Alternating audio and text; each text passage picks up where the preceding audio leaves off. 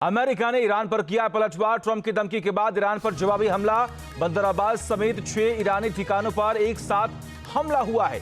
Qeshm द्वीप पर अमेरिकी हमलों की वजह से धमाकों की आवाजें भी सुनाई दी हैं। ये बड़ी खबर आपको बता रहे हैं। अपाचे हेलीकॉप्टर गिरने के बाद अमेरिका ने ईरान को जवाब दिया। अमेरिका ने कई ठिकानों पर लगातार ईरान के हमले शुरू कर दिए हैं, जिसके बाद चारों तरफ सिर्फ और सिर्फ तबाही की तस्वीरें सामने आ रही हैं। ये बड़ी खबर आपको बता रहे हैं। अमेरिका ने ईरान पर पलटवार किया है। ट्रंप की धमकी के बाद ईरान पर यह जवाबी हमला। बंदर अब्बास समेत 6 ईरानी ठिकानों पर बैक टू बैक हमले शुरू कर दिए गए हैं। केशम द्वीप पर अमेरिकी हमलों की वजह से धमाकों की आवाजें भी सुनाई दी हैं।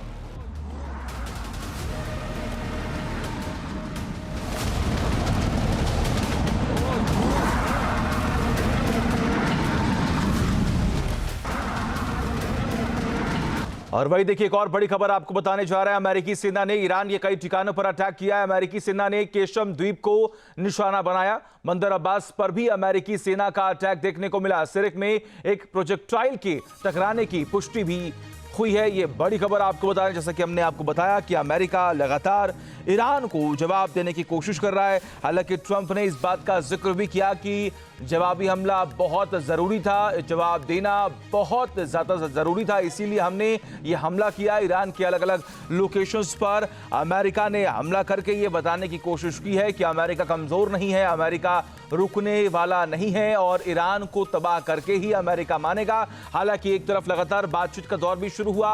बातचीत को लेकर भी तमाम खबरें सामने आई कि बातचीत हो रही है, बातचीत बेहतर तरीके से आगे बढ़ रही है। कई बातों पर समझौते हो भी चुके हैं, कई बातों पर अभी भी समझौता नहीं हो पाया। लेकिन इस बीच में तमाम चर्चाओं के बीच जब अपाचे हेलीकॉप्टर को ध्वस्त किया गया, तबाह किया गया, उसके बाद अमेरिका ने जवाब देना जरूरी समझा और उसके बाद अमेरिका ने ईरान के अलग अलग ठिकानों पर जमकर बमबारी कर दी है। यह बता दिया है कि अगर ईरान की तरफ से कोई भी कार्रवाई होती है तो अमेरिका ईरान को जवाब देगा।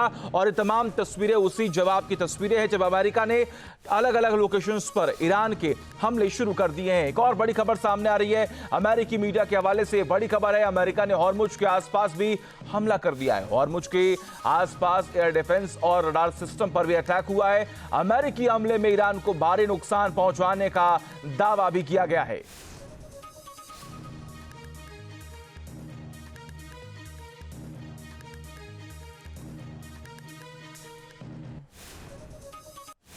और अमेरिकी प्रेसिडेंट ट्रंप ने ईरान पर हमले की पुष्टि की है। राष्ट्रपति ट्रंप ने सोशल मीडिया पर पोस्ट कर हमले की पुष्टि की। ईरान को जवाब देना बहुत जरूरी था, ट्रंप ने इस बात का जिक्र किया है। तो अमेरिकी प्रेसिडेंट ट्रंप ने ईरान पर हमले की पुष्टि की है। राष्ट्रपति ट्रंप ने सोशल मीडिया पर पोस्ट कर हमले की पुष्टि की। ईरान को जवाब देना बहुत जरूरी था, ट्रंप ने कहा। तो मिडिल ईस्ट एक बार फिर से जंग का अखाड़ा बन गया है। अपाचे हेलीकॉप्टर क्रैश के बाद अमेरिका ने ईरान पर दोबारा हमला बोल दिया है। अमेरिकी केंद्रीय कमान ने भी ईरान पर हमले की पुष्टि की है। प्रेसिडेंट ट्रंप के आदेश पर आत्मरक्षा हमले शुरू हो चुके हैं। सेंटकॉम की तरफ से कहा गया कि ईरान के खिलाफ जवाबी कार्रवाई की गई है। हमले को विजय आक्रामकता का जवाब बताया गया है।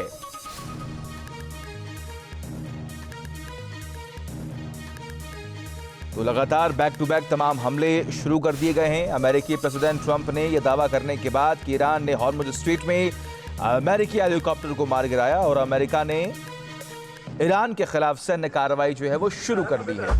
वही अमेरिकी हमलों के बाद ईरान के विदेश मंत्री की तरफ से क्या कुछ कहा गया, ये भी हम आपको बताएंगे। फारसी खाड़ी में घुसपैठ का बुरा होगा अंजाम, अरागची ने इस बात का जिक्र किया। अरागची बोले, हमारी सेना जवाब देने को तैयार है। बाहरी ताकतों को क्षेत्र छोड़ने की चेतावनी भी दी गई है। यह बड़ी खबर आपको बता रहे हैं।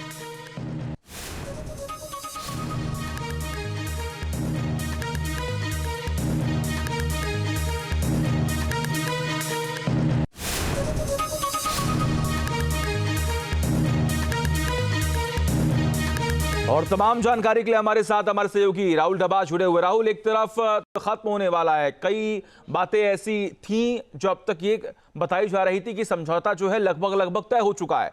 कुछ बातों पर अभी भी प्रश्न जो है वो लगातार बने हुए थे, लेकिन एक बार फिर से ये हमला अब आने वाले वक्त में यही उम्मीद जताई जा रही है कि अब ये युद्ध जो है और भी विध्वंसक होता हुआ दिखाई देगा।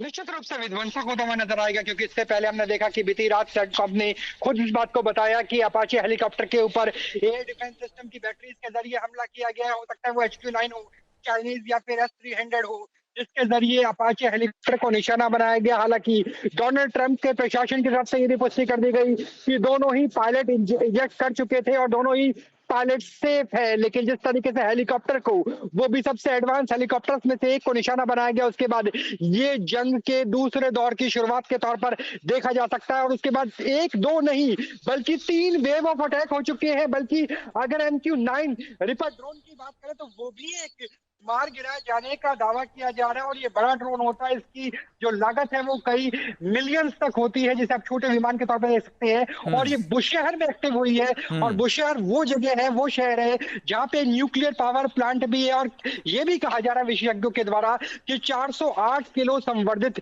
जो यूरेनियम है वो भी उसी शहर के अंदर ही बेसमेंट में मौजूद हो सकता है, जिसे लेकर के पूरा बातचीत का पेज फंसा हुआ था कि वो गैसियस फॉर्म में वो क्या रशिया के पास थर्ड कंट्री में जाएगा या फिर अमेरिका साथ में लेके जाएगा, स्टेट ऑफ हॉर्मुज को लेगा, तो उसके लिए 20 से लेकर 27 बिलियन डॉलर देने होंगे। लेकिन ये मान के चलिए कि अपाचे के गिरने के बाद पूरे समीकरण बदल चुके हैं, क्योंकि इससे पहले उम्मीद की जा रही थी कि हो सकता है संधि हो जाए। और यही वजह है कि डोनाल्ड ट्रंप और बेंजामिन नेतन्याहू की बात हुई।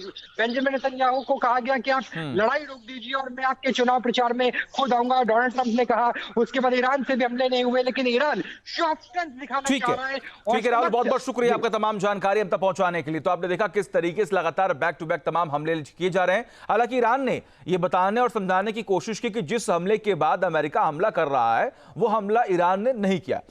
इजराइल के खिलाफ की गई स्ट्राइक में मिसाइलों का नया वर्जन इस्तेमाल किए जाने की खबरों से हड़कंप मचा हुआ है। वह ईरानी संसद की सुरक्षा समिति के एक सदस्य ने साफ किया है कि IRGC के जखीरे में कई ऐसे हथियार हैं जो सब कुछ तबाह करने की क्षमता रखते हैं।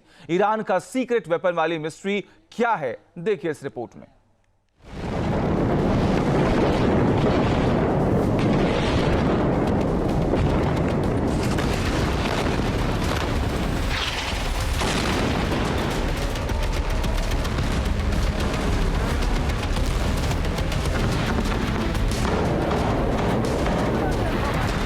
ईरान के सीक्रेट वेपन, मिडिल ईस्ट में तबाही वाली टेंशन।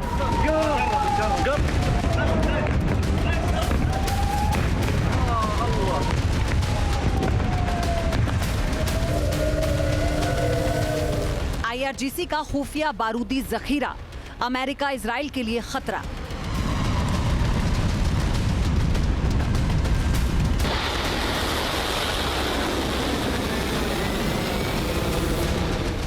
एडवांस हथियारों से लैस ईरान के गोदाम, पूरे पश्चिम एशिया में मचा कोहराम।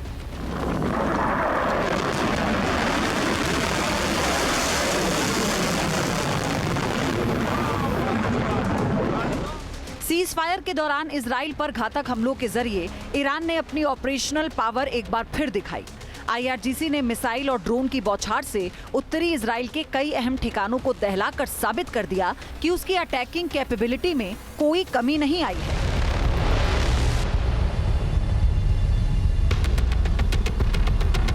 चालीस दिनों तक अमेरिका और इजराइल ने डबल स्ट्राइक कर यह दावा किया था कि ईरान की मिसाइल और ड्रोन पावर को तगड़ा झटका लगा है, मगर तेहरान ने बेहद कम वक्त में ही अपनी क्षमताओं को दोबारा हासिल कर लिया। इतना ही नहीं, ईरान ने साफ किया कि उसके पास हथियारों का ऐसा जखीरा है जो दुश्मन का पूरी तरह से खात्मा कर सकता है।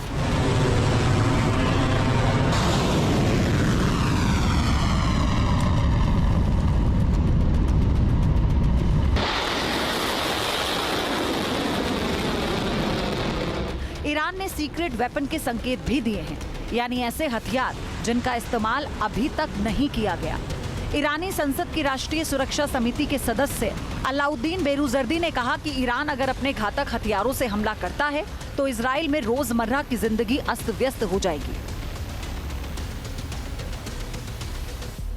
ईरान ने पहाड़ों और जमीन के सैकड़ों मीटर नीचे विशाल बंकर और मिसाइल सिटी डेवलप की है। रणनीतिक दबाव और संघर्षों के बावजूद ईरान ने अभी तक अपने ज्यादातर एडवांस हथियारों को इन सुरक्षित ठिकानों से बाहर नहीं निकाला। रिपोर्ट्स में दावा किया गया कि ईरान के जखीरे में अभी भी कई ऐसी मिसाइलें हैं जिनके बारे में दुनिया को जानकारी नहीं है।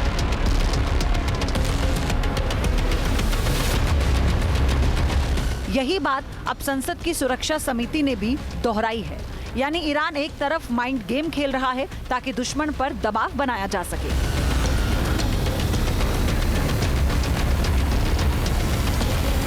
पहले चरण की जंग में IRGC की स्ट्राइक से अमेरिका को काफी नुकसान उठाना पड़ा।